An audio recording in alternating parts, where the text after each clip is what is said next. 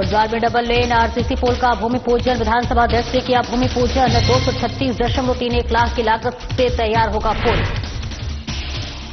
BJP प्रदेश अध्यक्ष महेंद्र भट्ट का कांग्रेस पर पलटवार। कांग्रेस के आरोपों को बताया बेबुनियाद, कहा लोगों को गुमराह करने का काम कर रही कांग्रेस। कोटद्वार पहुंची विधानसभा अध्यक्ष रितु खंडोरी। गोल्ड मेडल विजेता सरिता नेगी से की मुलाकात। विधानसभा अध्यक्ष ने सरिता को दी शुभकामनाएं। जल्द मिलेगा बीजेपी को प्रदेश अध्यक्ष महेंद्र भट्ट के बयान से सियासत गर्म। जल्द हो सकता है चुनाव तिथि का घोषणा। और मुनिकरेती स्थित गंगा में डूबने से पर्यटक की मौत। सच्चा धाम घाट पर हुआ हादसा। एसडीआरएफ ने शव किया बरामद।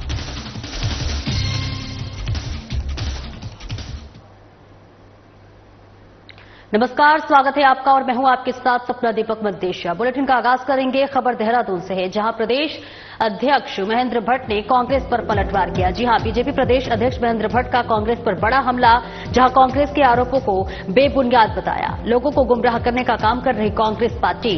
इसी के साथ उन्होंने कहा कि कांग्रेस के प्रवक्ता अभद्र भाषा का प्रयोग करते हैं। कांग्रेस को नहीं मिल रहा किसी भी प्रकार का जन समर्थन। कांग्रेस न ही मैदानी है और न ही पहाड़ी। दूसरों को बोलने से पहले खुद के गिरेबान में झांके कांग्रेस। बीजेपी के जवाबों से परेशान है कांग्रेस। तो महेंद्र भट्ट ने कांग्रेस पर जमकर हमला बोला।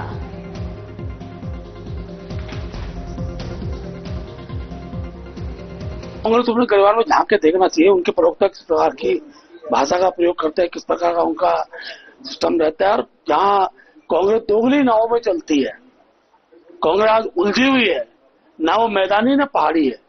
कांग्रेस को किसी प्रकार से कोई जन समर्थन किस तरह से मिल नहीं रहा है।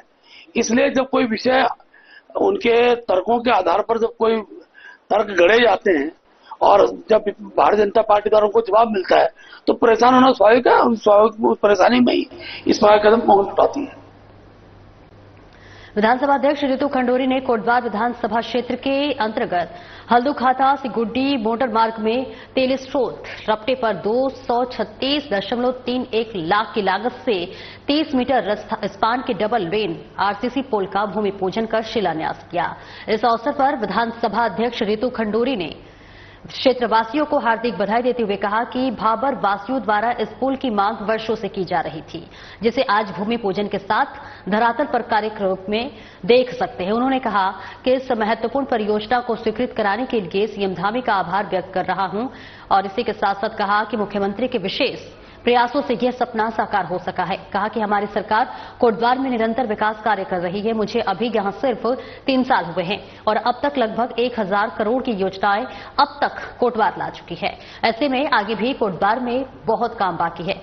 नदियों में सुरक्षा दीवारों का निर्माण और सिंचाई के लिए छोटी बड़ी नालियों का निर्माण कराया जा रहा है। इसके साथ ही विधानसभा अध्यक्ष ने कहा कि हमारी सरकार केवल वादों पर नहीं बल्कि धरातल पर विकास कार्य करने में विश्वास रखती है और हर संभव प्रयास करती है।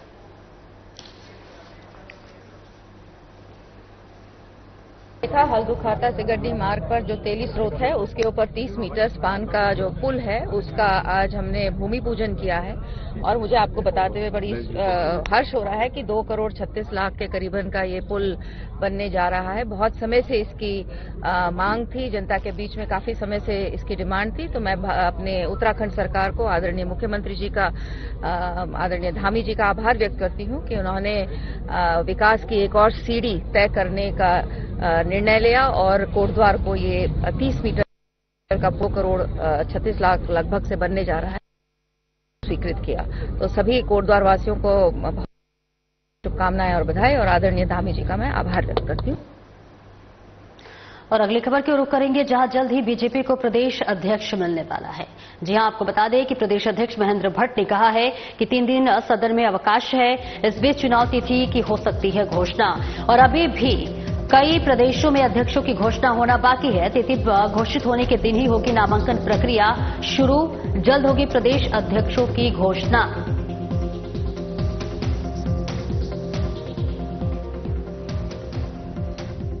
अभी काफी प्रदेशों के अंदर घोषणा होनी है, उनकी चुनाव तिथि घोषित होनी है। और क्योंकि कहा से ही छुट्टी पड़ी है पार्लियामेंट की, सैटरडे, संडे और मंडे तक, तो वही 3 दिनों के अंदर तिथियां घोषित होंगी। केंद्र तिथि घोषित करेगा और जिस दिन तिथि घोषित हो उस दिन भी नामांकन प्रक्रिया उस दिन प्रारंभ होगी। क्योंकि केवल उत्तराखंड है, उत्तर प्रदेश है, और भी अनेकों राज्य हैं, हिमाचल है, अनेकों राज्य जिनमें अभी ये प्रक्रिया प्रारंभ होनी है।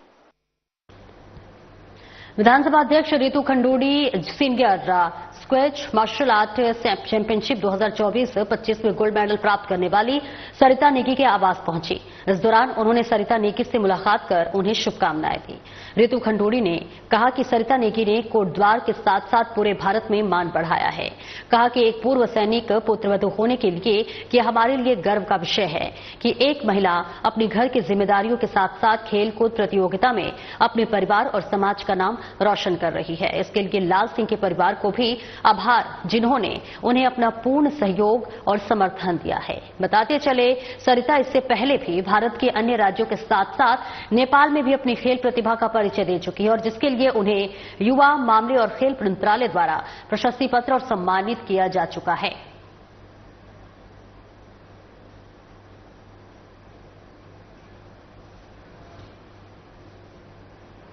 और वही जिलाधिकारी शिक्षा माफियाओं की नींद उड़ाते हुए नजर आ रहे हैं। जी हां, दरअसल शिक्षा माफियाओं पर अब शिकंजा कसते हुए डीएम सविन बंसल नजर आ रहे हैं, जहां पर डीएम सविन बंसल के आदेश पर शिक्षा माफियाओं पर रातों-रात मुकदमे दर्ज हुए।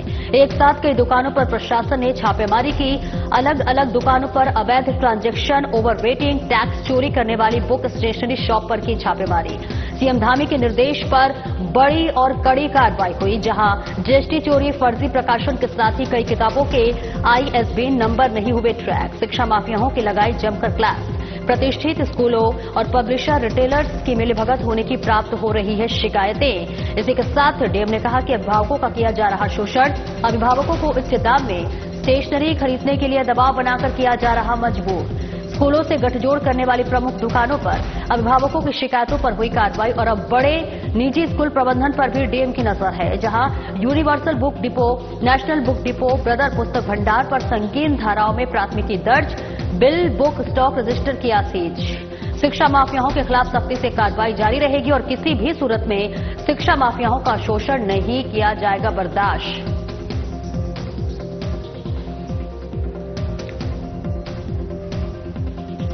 ऑन ईयर विभिन्न पेरेंट ऑर्गेनाइजेशंस और कम्युनिटी ग्रुप से ग्रेव कंप्लेंट्स प्राप्त हो रही थी कि स्कूल मैनेजमेंट, पब्लिशिंग हाउसेज और बुक रिटेल शॉप्स का इंटेंस कोल्यूजन बताया जा रहा था, जहां पर ओवर प्राइसिंग की जा रही है, टैक्स इवेजन किया जा रहा है। Most of the books are not at NCERT competitive rates, या फिर उनके फॉर्ज्ड आईएसबीएन नंबर्स हैं, बार कोड नहीं है, they are not traceable to their publishing houses, duplicate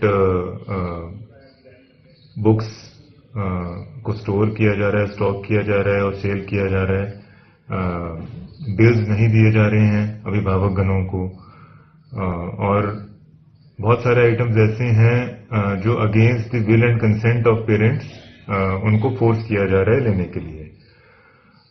इस पर स्टेट गवर्नमेंट, ऑनरेबल सीएम के स्ट्रिक्ट डायरेक्शंस हैं कि किसी भी दशा में आम जनमानस का, पेरेंट्स का एक्सप्लॉयटेशन नहीं होना चाहिए, एक्सप्लॉयटेटिव प्रैक्टिसेस को कर्ब किया जाए और जो कॉल्यूजन है उसको बर्स्ट किया जाए।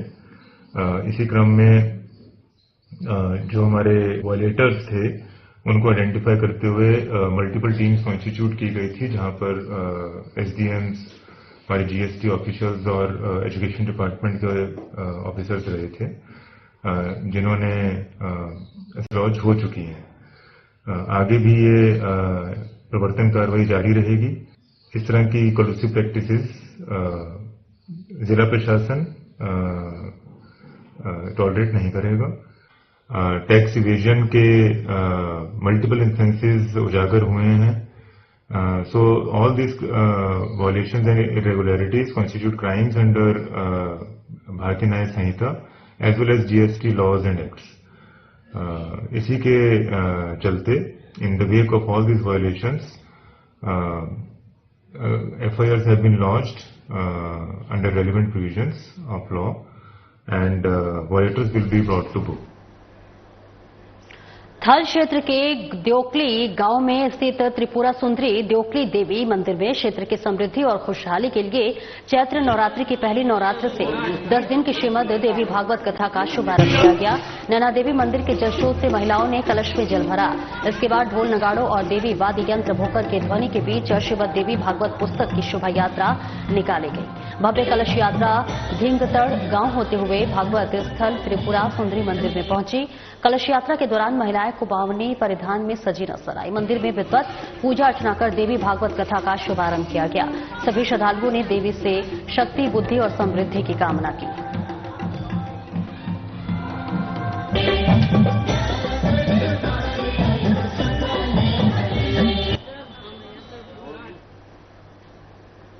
और वहीं बीजेपी मुख्यालय से खनन को लेकर प्रदेश अध्यक्ष महेंद्र भट्ट का बड़ा बयान सामने आया है। सदन में उठे मामलों का संज्ञान लेना सदन का विषय है। ऐसे में उनका बयान सामने आया है। उन्होंने कहा कि खनन विभाग के राजस्व में हुई बढ़ोतरी की महेंद्र भट्ट ने सराहना की है। 300 करोड़ से बढ़कर 1000 करोड़ हुआ राजस्व। खनन की चोरी से घटता है राजस्व। नियमानुसार खनन में गुणात्मक सुधार होने पर बढ़ा राजस्व।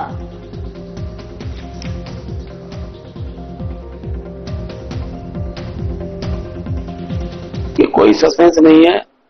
सदन में जो मामले उठते हैं उनमें सबका संज्ञान लेना सदन का विषय रहता है। लेकिन खनन के मामले में जिस प्रकार से राजस्व बढ़ा है उसकी सराहना होनी चाहिए। और जब चोरी होती है तो राजस्व घटता है। जब चोरी नहीं होती है, नियम विरुद्ध तरीके नियम से काम होता है तो राजस्व में वृद्धि होती है। जहाँ 300 करोड़ था 1000 करोड़ रुपए का राजस्व आज खनन से आ रहा है तो मैं मान के चलिए कि कहीं न कहीं उसमें गुणात्मक सुधार किया गया है। और चैत्र नवरात्रि के पहले दिन थल क्षेत्र के प्रसिद्ध भगवती माता के मंदिर में भक्तों का तांता लगा रहा। मंदिर में माता के दर्शन के लिए सुबह से ही खासी भीड़ लगी रही। भक्तों ने माता को चुनरी और उनका श्रृंगार भेंट कर पूजा अर्चना की। मंदिर के मुख्य पुजारी जीवन चंद्र पाठक ने मंदिर में आने वाले सभी लोगों का बारी बारी से शांति पाठ कर पंचामृत अभिषेक पाठ भी किया। मंदिर कमेटी के अध्यक्ष गोविंद पाठक ने बताया कि नवरात्रि पर्व पर रोज माता भगवती का पंचामृत अभिषेक स्नान होगा। सुबह लोगों को शक्तिपीठ के दर्शन कराने के लिए मंदिर प्रांगण में सामूहिक शांति पाठ कार्यक्रम किया जाएगा।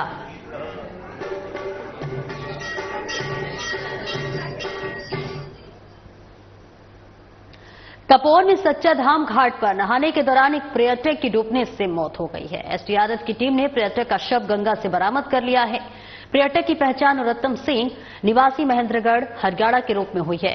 नरोत्तम अपने 4 दोस्तों के साथ घूमने के लिए तपोवन आया था। घटना की जानकारी पुलिस ने परिजनों को दे दी है। फिलहाल पुलिस ने मृतक का शव कब्जे में लेकर पोस्टमार्टम के लिए भेज दिया है। तो वहीं पुलिस अब परिजनों के आने का इंतजार कर रही है। एसडीआरएफ के इंस्पेक्टर कविंद्र सजवाड़ ने बताया कि नरोत्तम सिंह अपने 4 दोस्तों के साथ 29 मार्च को तपोवन घूमने के लिए आया था।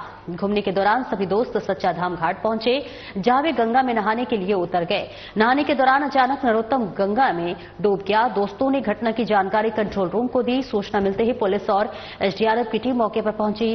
24 घंटे तक चलाए गए सर्च ऑपरेशन के बाद अब नरोत्तम का शव गंगा से बरामद किया गया है। मुनिकेरेती के वरिष्ठ उप निरीक्षक योगेश पांडे ने बताया कि मृतक का शव कब्जे में लेकर पोस्टमार्टम के लिए भेजा गया है। परिजनों के आने का इंतजार किया जा रहा है। परिजनों के आते ही पोस्टमार्टम कराकर शव उनके हवाले कर दिया जाएगा।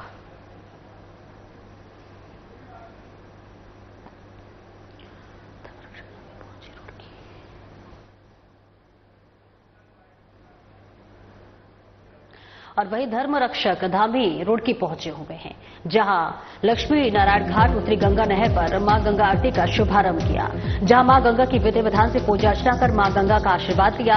मां गंगा में दुग्धाभिषेक भी किया। तो वही प्रदेश के सुख समृद्धि की कामना की। घाट पर उमड़ा श्रद्धालुओं का जन सैलाब।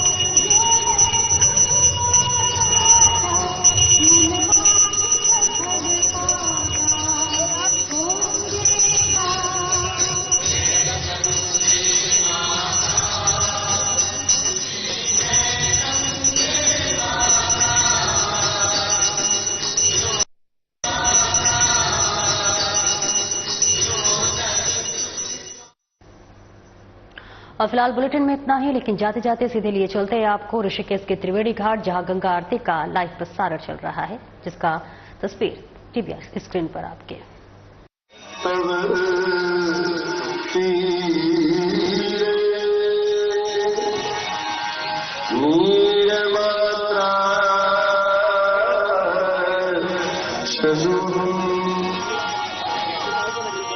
विगत विषय कृष्ण कृष्ण सकल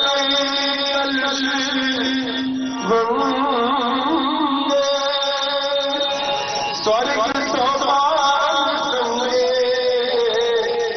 तरंगे तरंगे देवी गंगे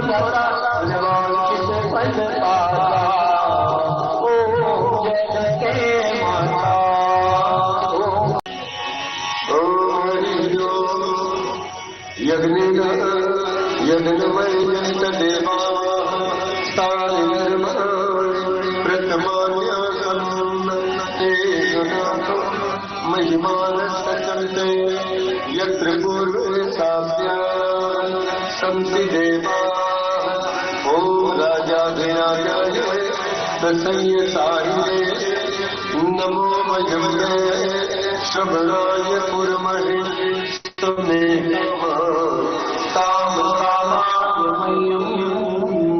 कामेषु मे श्रवणो दधातु कुबीराय श्रवणाय महाराजाय नमः ॐ यो पुष्पं पुष्पमान्यजात् पशुमान् भवति चन्द्रमा पुष्पमान् प्रजावान् पशुमान्